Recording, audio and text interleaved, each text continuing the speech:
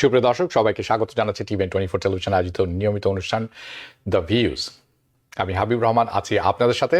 যারা বাসায় বসে দেখছেন সরাসরি টেলিভিশনে, যারা ফেসবুক লাইভে আছেন, যারা পরবর্তীতে সোশ্যাল মিডিয়া ইউটিউবে দেখবেন, আশা করি সবাই ভালো আছেন, সুস্থ আছেন, নিরাপদে আছেন।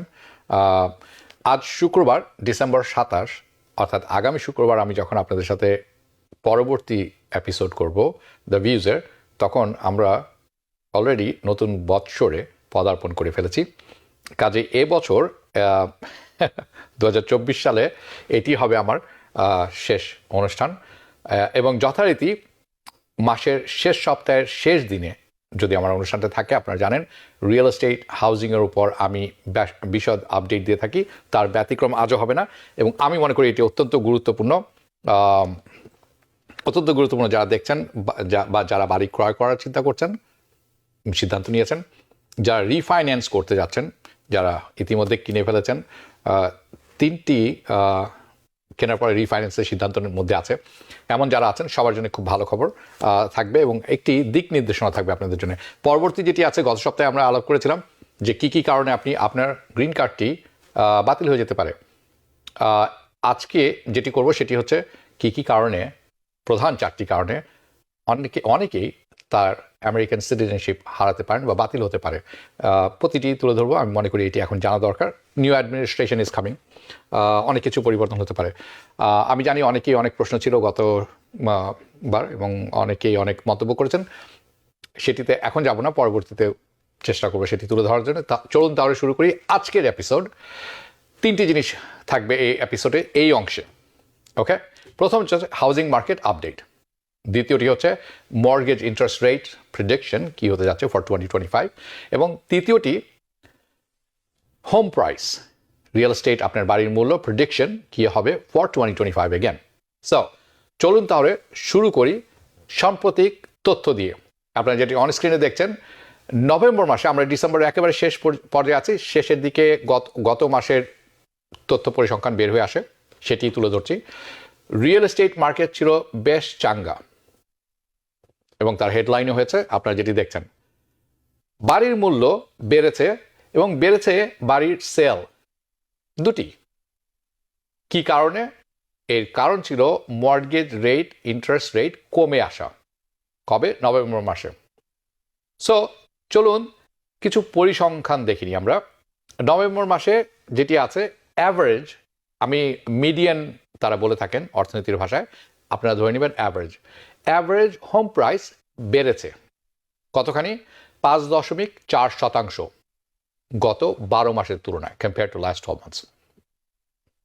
এই তথ্যটি কোত্থেকে আসছে? এটি আসছে রেডফিন, বেশ নামকরা প্রতিষ্ঠান। তারা কিছু ইনফরমেশন নিয়েছেন এবং তারা বেশ কিছু তথ্য নেন MLS এর কাছ থেকে এবং পাবলিক রেকর্ড থেকে। কাজেই তথ্য যে পরিসংখ্যান আপনারা দেখবেন এই 3টি সংস্থা মিলিয়ে। নাও আমি যেটি অন স্ক্রিনে এখন পরবর্তীতে দেখাবো সেটি হচ্ছে এরকম। এটি হচ্ছে দ্বিতীয় একটি জিনিস, সেম থিং, বাট এটি বলছে যে হোম প্রাইস বেড়েছে, হোম সেলের যে প্রাইসটি আছে, মূল্য, এটি বেড়েছে। বাট এটি আসছে অন্য একটি সংস্থা থেকে, ন্যাশনাল অ্যাসোসিয়েশন অফ রিয়েলটার্স, তাদের কাছ থেকে। তারা বলছেন হোম প্রাইস, রিয়েল এস্টেট বেড়েছে 45%। কবে থেকে? প্যান্ডামিক শুরু হওয়ার পর থেকে, দ্য স্টার্ট অফ প্যান্ডামিক। যারা সেই সময় বাড়ি কিনেছেন একেবারে শেষে, প্যান্ডামিক শুরু হওয়ার আগে দিয়ে, প্যান্ডামিকের মধ্যে অথবা একেবারে শেষ হয়ে যাওয়ার পর, তারা সবাই লাকি ফিল করতে পারেন, কারণ আপনার বাড়ির মূল্য বেড়েছে অ্যাভারেজে 45%। কারণ আপনারা যদি চার্টটি দেখে থাকেন, যে চার্টটি এখন দেখছেন অন স্ক্রিনে, আপনি হয়তো মনে মনে চিন্তা করছেন যে হোম প্রাইস কমবে কবে, বাড়ির দাম কমবে কবে, এটা কমছে না কেন? তাহলে আরেকবার জেনে নিন যে আপনি যেরকম মনে করছেন, যদি আমাকে কেউ জিজ্ঞেস করে যে এটির অবস্থা এখন কেমন বা কি হচ্ছে, এটি তো খুব শোচনীয় অবস্থা, আমি যদি বাড়ি এখন কিনতে যাই তাহলে তো পারবো না, আমার বাজেটের বাইরে চলে যাচ্ছে। ওকে, আপনারা জেনে রাখবেন, ইটস গোনা গেট ওয়ার্স। যদি আপনি সেই দলের লোক হয়ে থাকেন, it is just going to get worse. আমার অনেস্ট ওপিনিয়ন হচ্ছে আপনি যদি মনে করেন যে এটি আর খারাপ হতে পারে না, অলরেডি এমন একটি পর্যায়ে আছে, আর কত বাড়বে, পার্শ্ববর্তী দেশ ক্যানাডিয়ান যারা আছে তাদেরকে জিজ্ঞেস করে দেখেন তাদের অবস্থা কিরকম। তাদের অবস্থা খুবই ভালো, খুবই খারাপ। তো এই ক্যানাডিয়ানের ব্যাপারে হয়তো আলাদা একটা প্রোগ্রামই করতে হবে, কাজে আমি এর বেশি কিছু বলবো না, যারা আপনাদের পরিচিত আছে জেনে নেবেন। দেয়ার সিচুয়েশন ইজ রিয়েলি ব্যাড। ওকে, চলুন তাহলে আমাদের অনুষ্ঠানে ফেরত আসি। এখন যে চার্টটি আপনারা দেখছেন অন স্ক্রিনে, এটা হচ্ছে কি পরিমাণ বাড়ি বিক্রি হয়েছে, the number of home sold, বিক্রি হয়ে গেছে, বেড়েছে, এই বিক্রয় বেড়েছে গত বছরের তুলনায় এ বছর। পরিসংখ্যান বলছে 4.4% হোম সেল বেড়েছে গত 12 মাসের তুলনায়। কিন্তু মজার ব্যাপার হচ্ছে, আপনি যদি ঠিক প্যান্ডামিকের আগের সময়ের সাথে তুলনা করেন, প্যান্ডামিকের মাঝখানে 2 বছর আমি আলোচনা করছি না, তার কারণ হচ্ছে এটি অ্যাবনর্মাল টাইম। কিন্তু প্যান্ডামিকের আগে থেকে যদি আমরা দেখি, বা ঠিক কিছুক্ষণ আগে থেকে, তাহলে তার সাথে যদি তুলনা করি, ইয়েস হোম সেল বেড়েছে, কিন্তু প্রি প্যান্ডামিকের তুলনায় এখনও আমরা 20% কম বাড়ি বিক্রয়ের পরিমাণ। সো আমি চেষ্টা করছি দ্য ফুল পিকচার আপনাদের কাছে তুলে ধরার জন্য। Take a look at the minimum যেটি আছে। নাও আপনি যদি দেখেন যে কি পরিমাণ বাড়ি বিক্রয় হয়েছে, তাহলে এই যে দেখছেন আপনি, এটা হচ্ছে প্রি প্যান্ডামিকের তুলনায় কি হয়েছিল। আপনারা মনে রাখবেন যে when you look at this number of home sale, এখন যেটি আছে সেটি হচ্ছে 1.69 মিলিয়ন। কি পরিমাণ বাড়ি বিক্রয়ের জন্য মার্কেটে আছে? 1.69 মিলিয়ন। আমরা ধরে নিই রাউন্ড ফিগারে 1.7 মিলিয়ন। ওকে, এটি ডেফিনেটলি একটা ইমপ্রুভমেন্ট, অর্থাৎ ইনভেন্টরি বেড়েছে 10%। যদি গত 12 মাসের সাথে তুলনা করেন, ইনভেন্টরি বেড়েছে গত 12 মাসে 10%। It is better definitely, but not great. যদি কনসিডার করেন প্যান্ডামিকের পূর্বে এটি সব সময়, যে কোনো সময় 2 মিলিয়নেরও বেশি বিক্রয়যোগ্য বাড়ি মার্কেটে থাকতো। এবং আমি যেটি এখন দেখাবো আপনাদেরকে, ইট ইজ ভেরি ইম্পর্টেন্ট, খুবই ইম্পর্টেন্ট। এটা হলো কি পরিমাণ বাড়ি বিক্রয় হচ্ছে, যে প্রাইসটি চাওয়া হচ্ছে তার চেয়ে বেশি, লিস্ট প্রাইস বলে থাকি আমরা। 26.5% বাড়ি যেটি বিক্রয় হচ্ছে, 26 ধরে নেন 27% বাড়ি বিক্রয় হচ্ছে, যেই মূল্য চাওয়া হচ্ছে তার চেয়েও বেশি। সো আমরা যেটি এখন দেখছি প্রি প্যান্ডামিকের তুলনায়, রাইট? সো যদি মনে করে থাকেন this is normal, yes it is normal, eighty normally তাই হয়ে থাকে। সো প্রি প্যান্ডামিকে যদি আমরা দেখে থাকি, প্রি প্যান্ডামিকে আপনারা দেখে থাকবেন যে তাহলে এই যে চার্টটি দেখছেন, এটি যে রেঞ্জটি আছে এটি নর্মাল একটি রেঞ্জ। কিন্তু আমি মনে করি it's important to know, because আপনি যদি কোনো বাড়ি পেয়ে থাকেন, এখন আপনার পছন্দ হয়েছে, আপনি বাড়ি খুঁজছিলেন, আপনি পেয়ে গেছেন যে বাড়িটি খুঁজছিলেন, এন্ড আপনার কাছে মনে হচ্ছে যে ওকে, আপনার কাছে মনে হচ্ছে বাড়িটা আপনার পছন্দ হয়েছে এবং প্রাইসটিও ভালো, আপনি মনে করছেন যে এই প্রাইস আছে এখন, এটি যদি আমি কিনে ফেলি, I think this is going to be a great, it's a steal, ধরে রাখেন। তাহলে আপনাকে মনে রাখতে হবে আপনি এই প্রাইসটি নিয়ে ভীত হতে পারবেন না, এবং সেখানে যদি লিস্ট প্রাইস যা চাওয়া হয়েছে তার চেয়ে একটু বেশিও চেয়ে নেন আপনার কাছে, যেহেতু আপনার পছন্দ হয়েছে, বুঝে গেছেন, আচ্ছা, তার অর্থই না যে আমি বলছি আপনি বেশি অর্থ দিয়ে বাড়িটা কিনে নেন।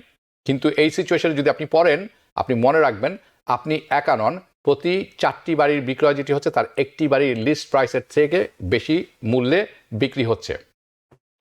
ওকে, সো যদি সেরকম সিচুয়েশন হয়, দিস ইজ নট মানে unimportant. Now let's talk about mortgage interest rate. এটি যেটি আপনারা স্ক্রিনে দেখছেন, আপনারা অনেকেই জানেন যে, এবং আমার মনে হয় সবাই জানেন কম বেশি, ফেডারেল রিজার্ভ যে সিদ্ধান্তটি নেন, বা federal reserve directly mortgage interest rate control করেন না। হাউএভার ফেডারেল রিজার্ভের যে অর্থনৈতিক পলিসি আছে, এটির ইনফ্লুয়েন্সটি পড়ে বন্ড মার্কেটে।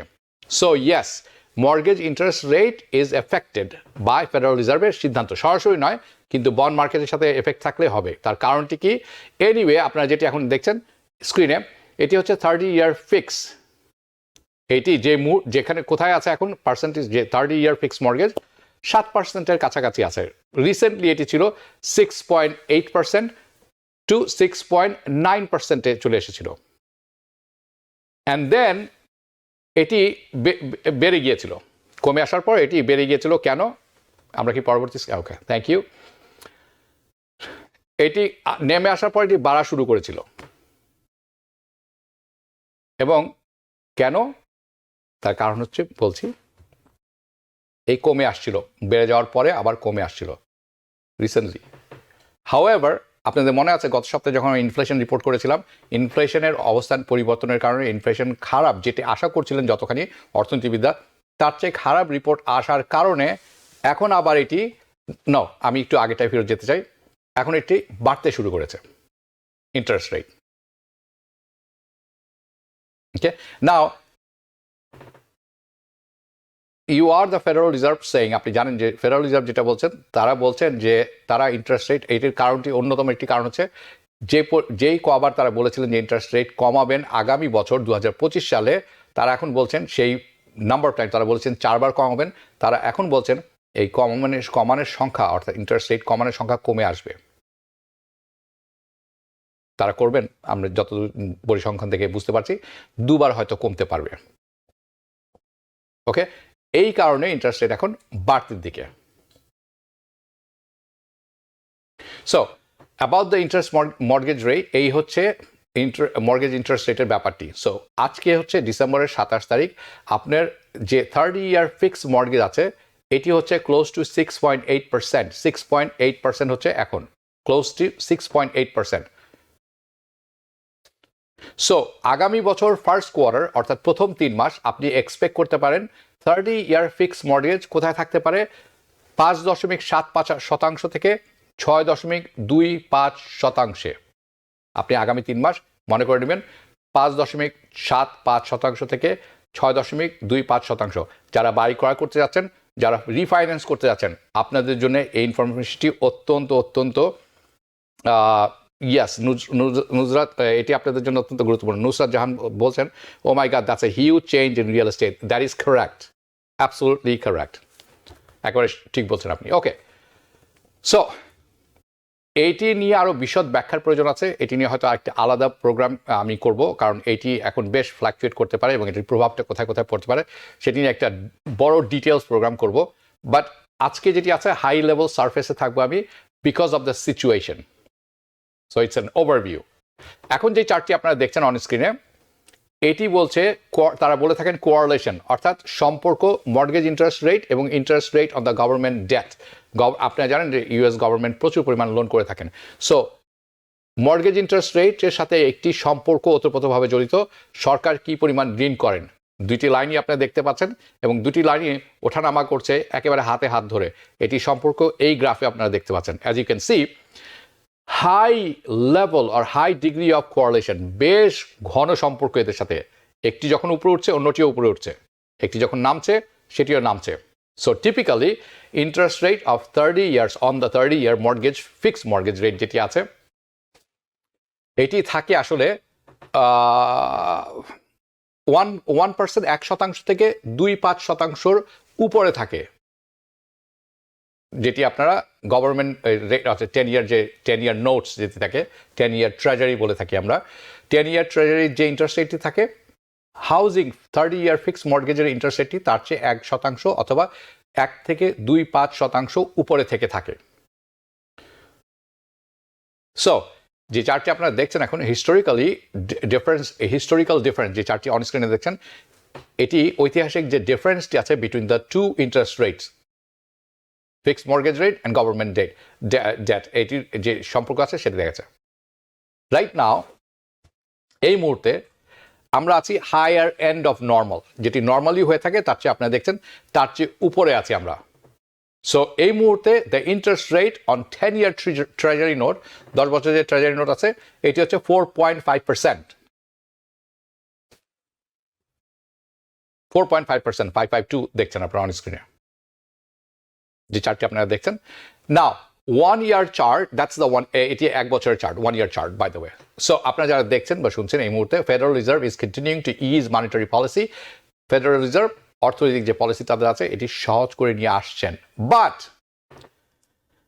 তারা এটি খুব ধীর গতিতে করছেন, ভেরি স্লোয়ার পেস। সো আমি জানি না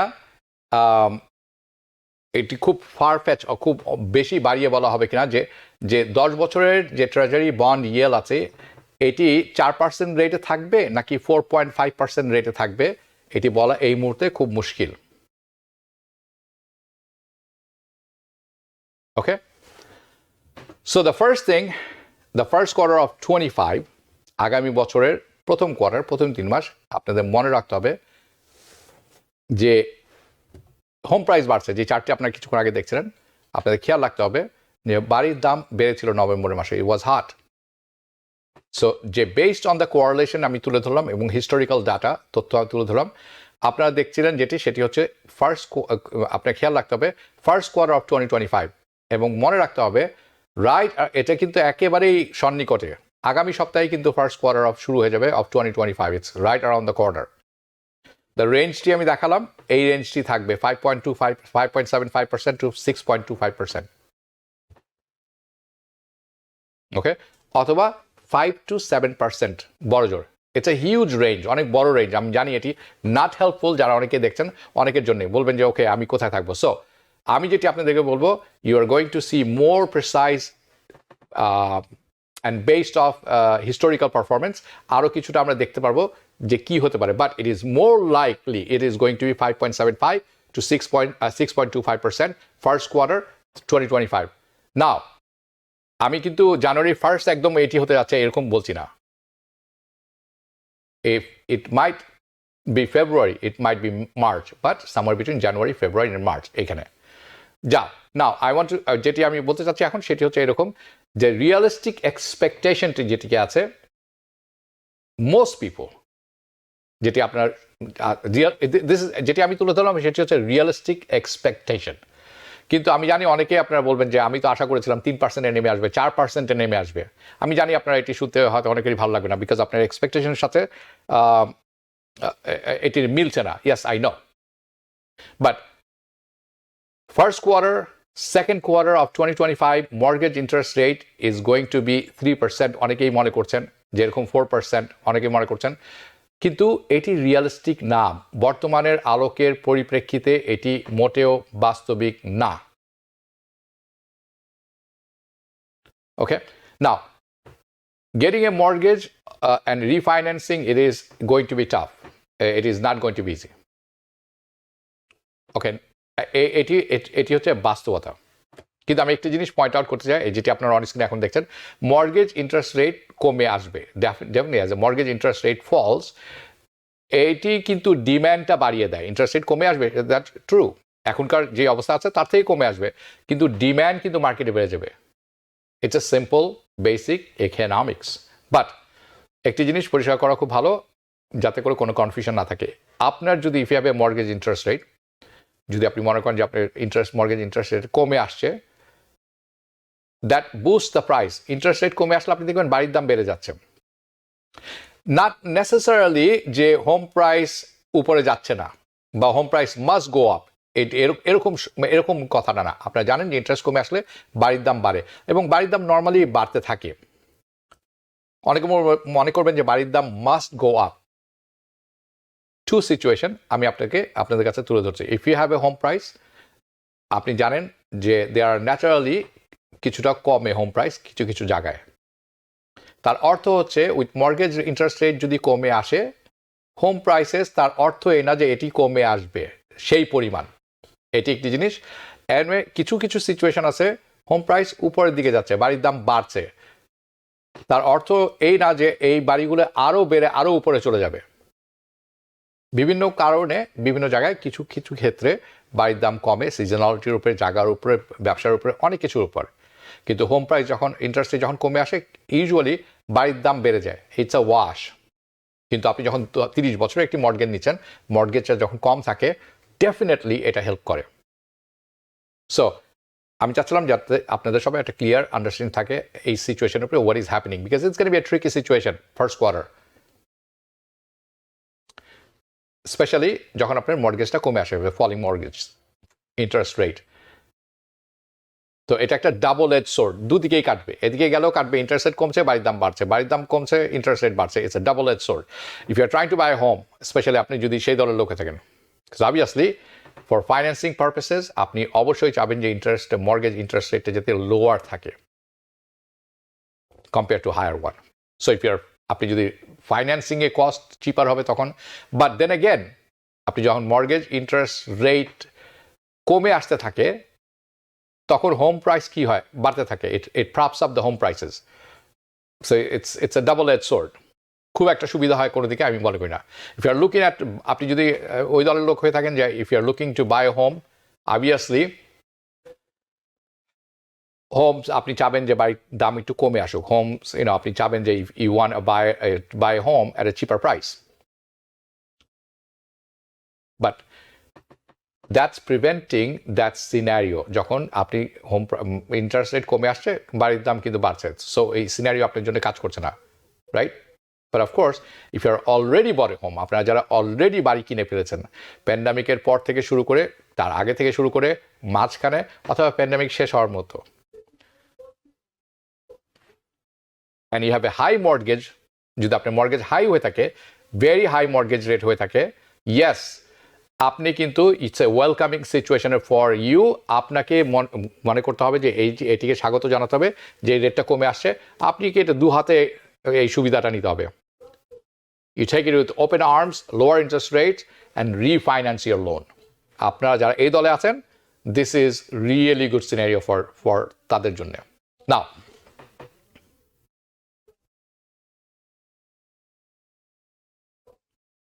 ওকে, শিবলি আহমেদ, আপনি যেটি করছেন, আপনি অফিসে কল করতে পারেন, আপনার নাম এবং ফোন নাম্বারটি রেখে দিতে পারেন। Thank you, I hope I answer your question.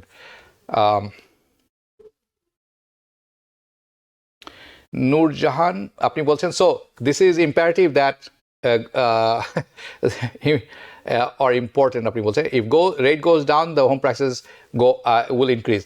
Usually তাই হয়ে থাকে, not necessarily all সিনারিওতে, বাট ইন মোস্ট কেসেস আপনি খেয়াল করে দেখবেন, ঐতিহাসিক ডাটা ঘাটলে এটি দেখবেন আপনি। নাও in terms of home prices for 2025, আপনারা এখন যেটি স্ক্রিনে দেখছেন, আগামী বছরের বাড়ির মূল্য কেমন বাড়বে। সো দ্য ইনস্টিটিউশনস যারা আছেন, বড় বড় ইনস্টিটিউশন, তারা কি প্রজেকশন করছেন। সো আপনারা যে 2025-এ মোস্ট ইনস্টিটিউশন তারা বলছেন যে 1% to 3%, যেটিকে আমি হাইলাইট দাগ দিয়ে রেখেছি, সেখানে খেয়াল করবেন মাঝখানের লাইনটি, আগামী বছর বাড়ির দাম আরও বাড়বে, কিন্তু সেটি হবে 1% থেকে 3%, 1% থেকে 3% বাড়ির দাম বাড়বে, কমবে না।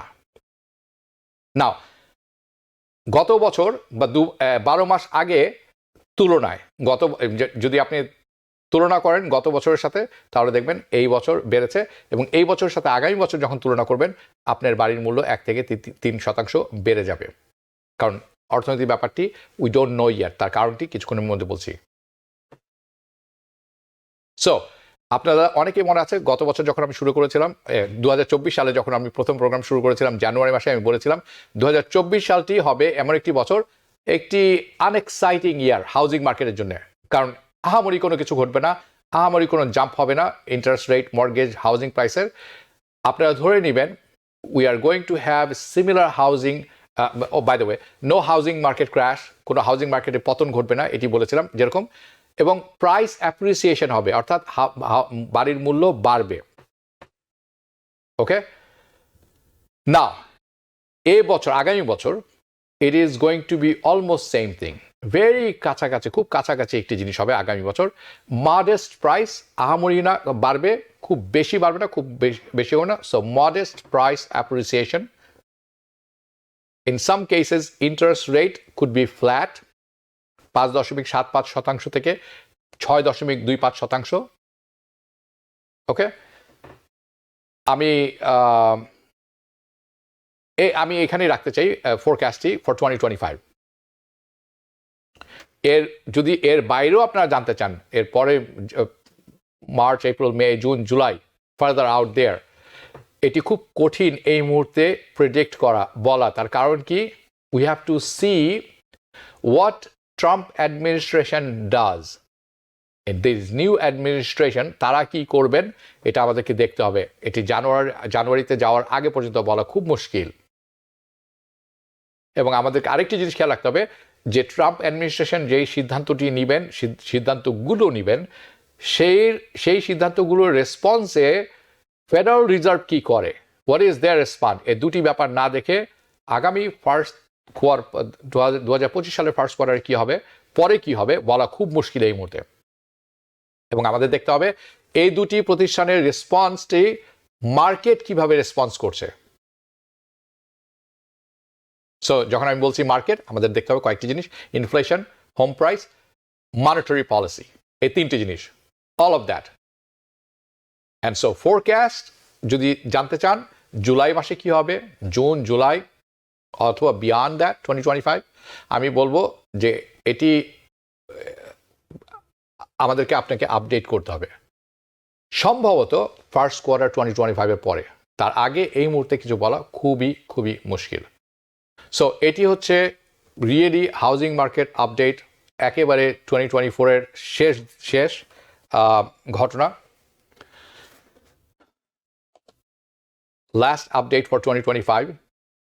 আমি চেষ্টা করেছি বিশদভাবে তুলে ধরা আপনাদের কাছে পরিসংখ্যান সহ। এখন যে বিষয়টি আপনাদের কাছে তুলে ধরবো এটি অত্যন্ত গুরুত্বপূর্ণ এবং আমি মনে করি এটি আপনাদের অনেকের জানা উচিত এই মুহূর্তে। তার কারণ হচ্ছে পরিবর্তিত সময়, পরিবর্তিত অ্যাডমিনিস্ট্রেশন, পরিবর্তিত পরিস্থিতি, সজাগ থাকা খুব দরকার। আমি ভীতি জাগানোর জন্য বলছি না, বেশ কিছু ইনফরমেশন আমি আপনাদের কাছে তুলে ধরবো। সো গত 2 সপ্তাহে আমি ইমিগ্রেশনের উপরে কিছু কিছু ব্যাপার তুলে ধরছি। এটির সিরিজের আজকে এবছরের শেষ যে পর্বটি আমি তুলছি সেটি হচ্ছে এরকম, কোন 4টি কারণে, বিশেষ 4টি কারণে অনেকেই ইউএস সিটিজেনশিপ রিভোকড হয়ে যেতে পারে, যেটির জন্য আপনি যথেষ্ট পরিশ্রম করেছেন, অনেক পরিশ্রম করে, অনেক সময় ব্যয় করে, অনেক অর্থ ব্যয় করে আপনি অ্যাকচুয়ালি ন্যাচারালাইজ প্রসেসটি সম্পূর্ণ করেছিলেন। এবং আমরা সবাই জানি এটি শোনার পর আপনারা অনেকেই কনসার্ন হবেন, কিন্তু কনসার্নের চেয়ে বড় কথা হলো কি সবচেয়ে বেস্ট পদ্ধতি কি আছে যে আপনি আপনার সিটিজেনশিপ স্ট্যাটাসটি প্রোটেক্ট করতে পারেন এবং যাতে করে আপনি এটি না হারান বা মানে সেই বিপদের মুখে না পড়েন। সো আজকের এই মুহূর্তে আজকের প্রোগ্রামের এই এপিসোডে এই অংশে আমরা যেই খুব গুরুত্বপূর্ণ কমন 4টি ব্যাপার আছে ইউএস সিটিজেনশিপ যে কারণে বিপদের মুখে থাকতে পারে সেটি নিয়ে আলোচনা করব এবং তারপরে আরেকটি জিনিসও শেষের দিকে আমি তুলে ধরবো আপনাদের কাছে। সো দ্য লাইকলিহুড যে সমস্ত কারণে ইউএসসিআইএস আপনার পেছনে লেগে পড়তে পারে এবং আপনার সিটিজেনশিপের উপরে এটির প্রভাব পড়তে পারে। ওকে, সো এই সমস্ত বিষয় তুলে ধরবো। One of the top 4 things, সবচেয়ে 4টি বিষয়ের সেটি সবচেয়ে গুরুত্বপূর্ণ বিষয় এবং যে কারণে আপনি বা অনেকে ইউএস সিটিজেনশিপ হারাতে পারেন, প্রথম যেটি হতে পারে 4টি বিষয়, এই 4টি বিষয় আমি একে একে আপনাদের কাছে তুলে ধরবো। ওকে, সো যার মাধ্যমে সিটিজেনশিপ যখন তারা নিয়ে নেন এটিকে তারা বলেন ডিন্যাচারালাইজড বা ডিন্যাচারালাইজেশন। ইয়েস, সো এটি হতে পারে। ওকে, প্রথম যেটি হতে পারে সেটি এরকম, ইউএসসিআইএস জানতে পারলো যে আপনি যেই সিটিজেনশিপটি পেয়েছেন, অর্জন করেছেন, এটি আপনি ইললিগালি পেয়েছেন। আপনারা অনেকে বলবেন সেটি কিভাবে সম্ভব। তার অর্থ হচ্ছে আপনি অনেক কিছু গোপন করেছেন। দ্যাট মিনস ইউ ইন্টেনশনালি আপনি মনে রাখবেন, নিশ্চিত করে আপনি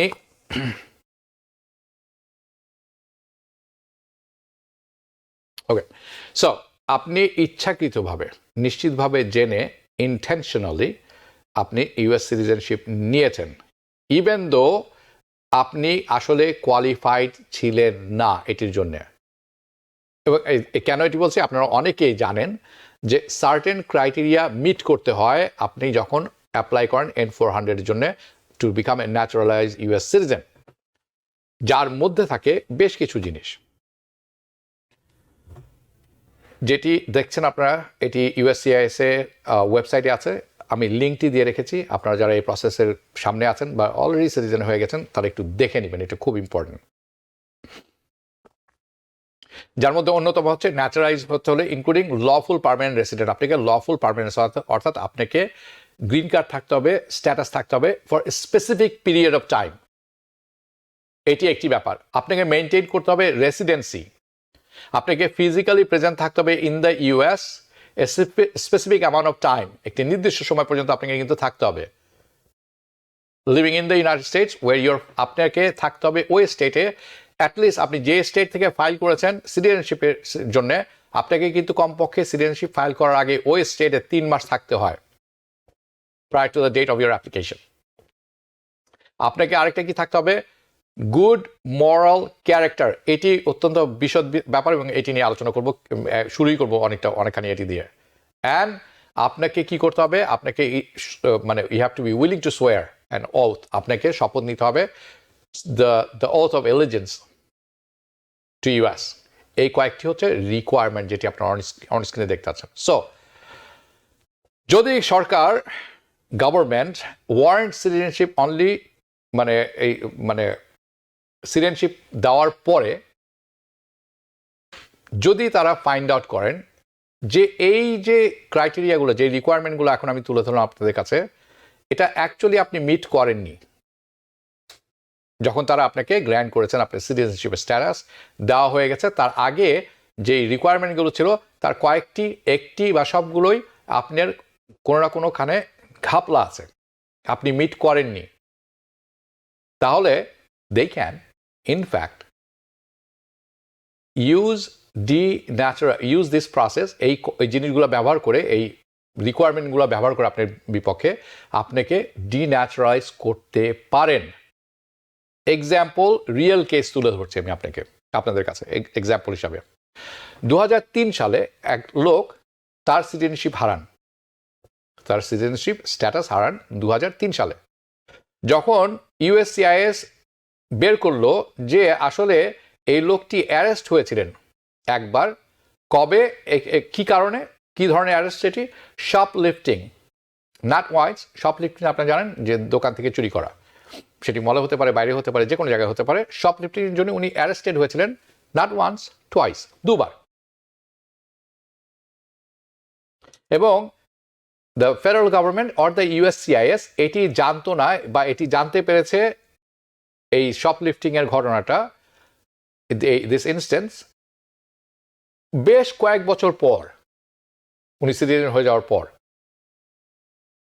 সো এই ঘটনা যখন তারা জানতে পারলো, ওয়ান্স দে ফাউন্ড আউট, তারা তাকে কোর্টে নিয়ে গেল, তারা সামন করলো, তারা কোর্টে নিয়ে গেল। তাদের আর্গুমেন্ট হলো যে এই যে শপলিফটিং এর প্যাটার্ন, নট ওয়ান্স টুয়াইস, এটি একটি এভিডেন্স, একটি প্রমাণ যে এই লোকের মরাল ক্যারেক্টার নেই, the lack of good moral character,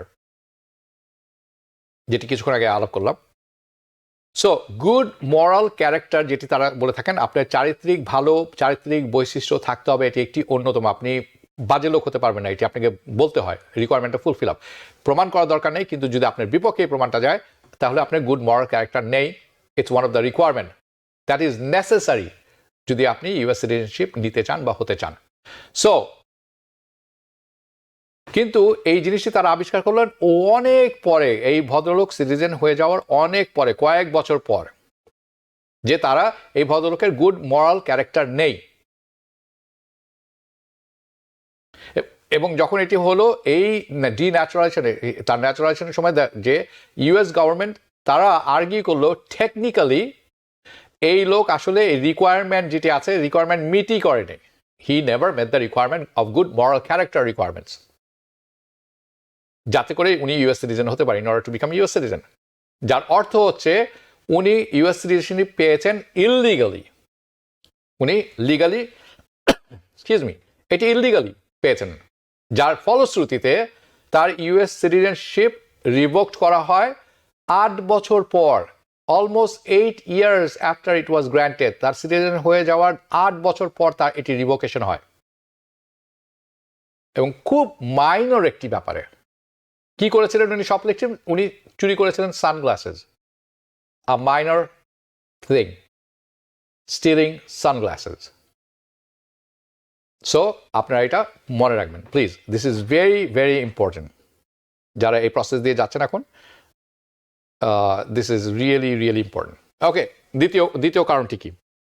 দ্বিতীয় কারণটা হচ্ছে যদি আপনি ইন্টেনশনালি হাইড করে থাকেন, কোনো কিছু লুকিয়ে থাকেন, আপনি ইচ্ছাকৃতভাবে আপনাকে মিসরিপ্রেজেন্টেশন করেছেন ইউএসসিআইএস এর কাছে, যাতে করে আপনি সিটিজেনশিপটি নিতে পারেন।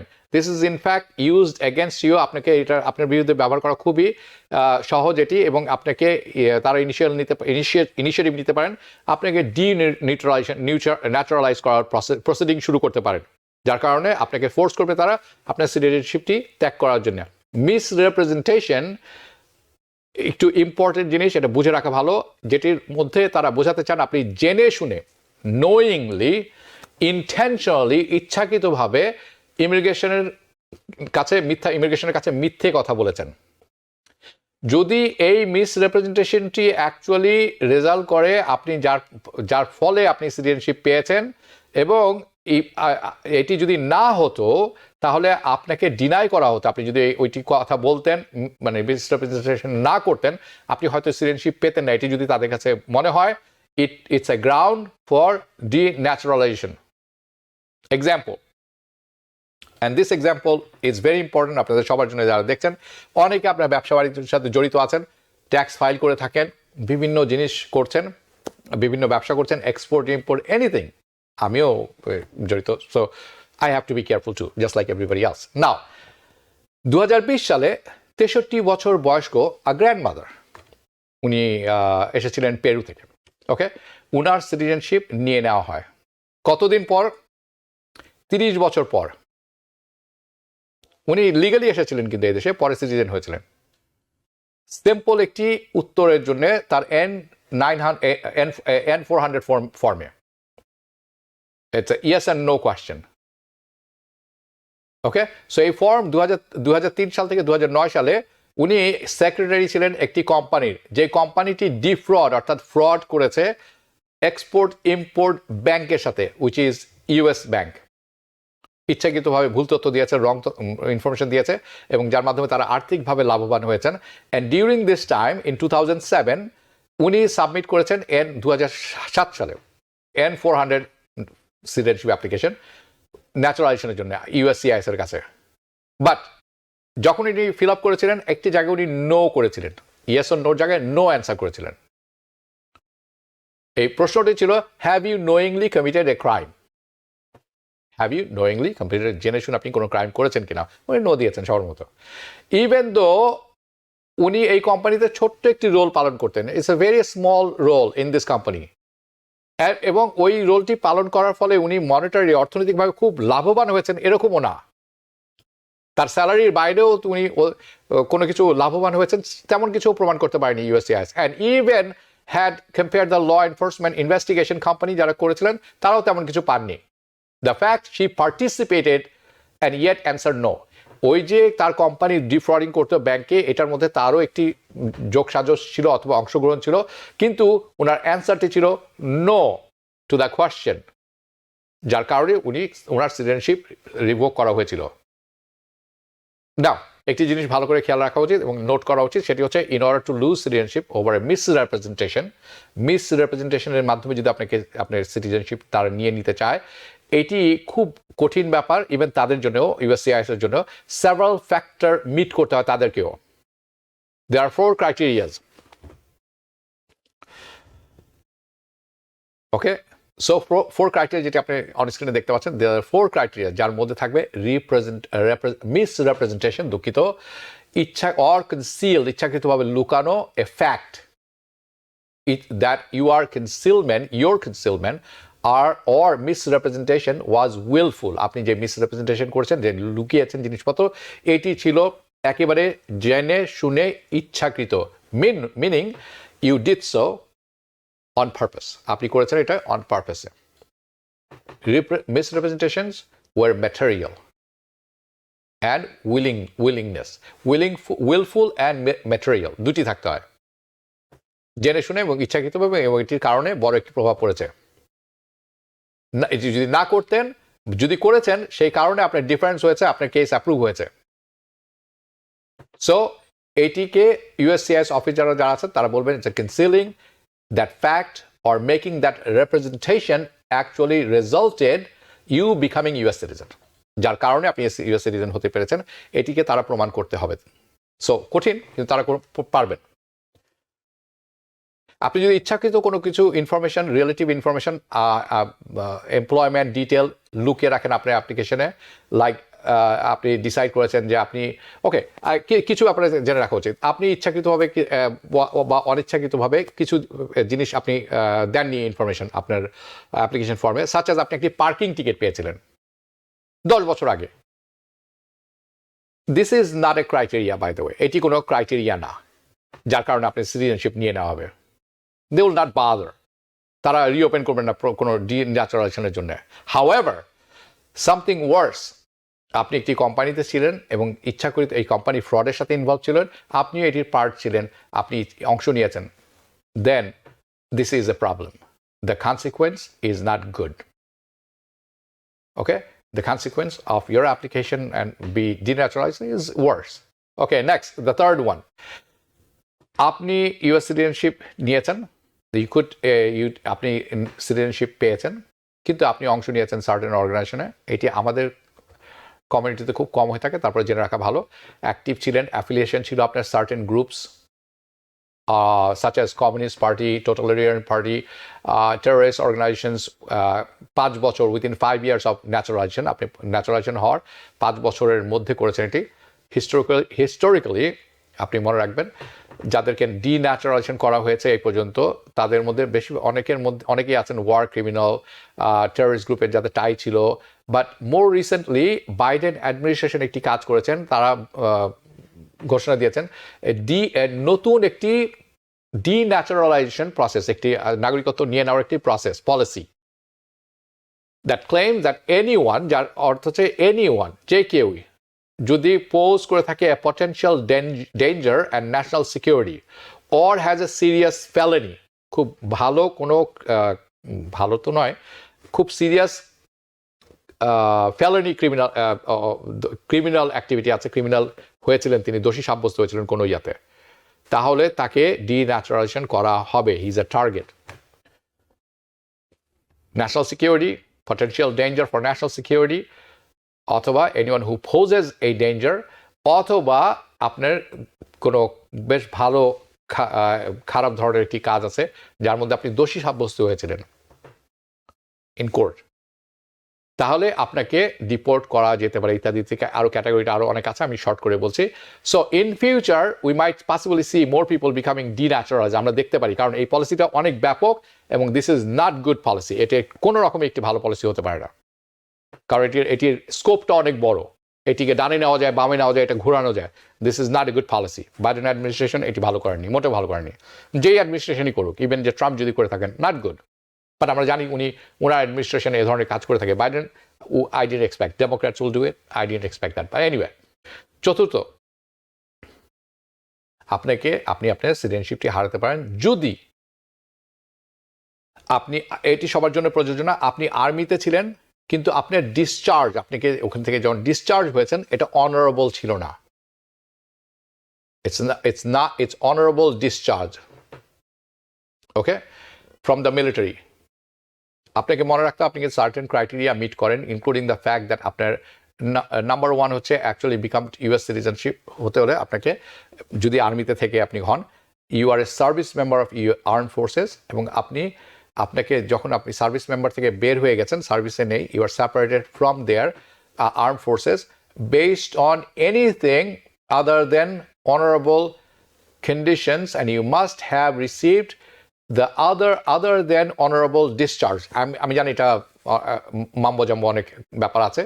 যদি অনারেবল ডিসচার্জ না হয়ে থাকে তাহলে কিন্তু এটি আপনার বিপক্ষে যেতে হতে পারে। বাট আপনাকে মনে রাখবেন, এটি কিন্তু শুধুমাত্র যারা আর্মিতে যাওয়ার কারণে সার্ভিসম্যান হয়েছেন, এর মানে এটি এই গ্রিন কার্ড পেয়েছেন, গ্রিন কার্ডের মাধ্যমে সিটিজেন হয়েছেন, তাদের ক্ষেত্রে প্রযোজ্য, অন্য ক্ষেত্রে না। আরেকটি মনে রাখবেন, এটি কিন্তু যারা সিটিজেন হয়েছেন আর্মিতে যাওয়ার কারণে নভেম্বরের 24 তারিখ 2003-এর পর, এই 4টি ব্যাপক কারণে আর অনেক কিছু হতে পারে, আরও অনেক কিছু ছিল বলার, কিন্তু সময় স্বল্পতার কারণে সেটি এখন করছি না। কিন্তু আমি 4টি যেটি বলেছিলাম, এই 4টি কাভার করেছি, এবং আমি মনে করি এর পরে হয়তো আমরা যেটি আগামী সপ্তাহে বা পরের সপ্তাহে করব, সেটি হচ্ছে আপনি কিভাবে সেফ থাকতে পারেন, আপনি কিভাবে প্রোটেক্ট করতে পারেন সেটি তুলে ধরা, কারণ সেটি হচ্ছে আসল উদ্দেশ্য। আজকের অনুষ্ঠানে এখানেই শেষ করছি। সবাই ভালো থাকবেন, শুভরাত্রি। আপনাদের সাথে দেখা হবে আগামী বছর। কাজেই শুভ নতুন নববর্ষ, হ্যাপি নিউ ইয়ার জানিয়ে শেষ করছি। সবাই ভালো থাকবেন, শুভরাত্রি। TBN 24 টেলিভিশন দেখতে আজই কল করুন 7187776556। লগ ইন করুন www.totalcablebd.com। নিউ ইয়র্ক থেকে সম্প্রচারিত TBN 24 টেলিভিশন বিশ্বজুড়ে বাঙালির কণ্ঠস্বর।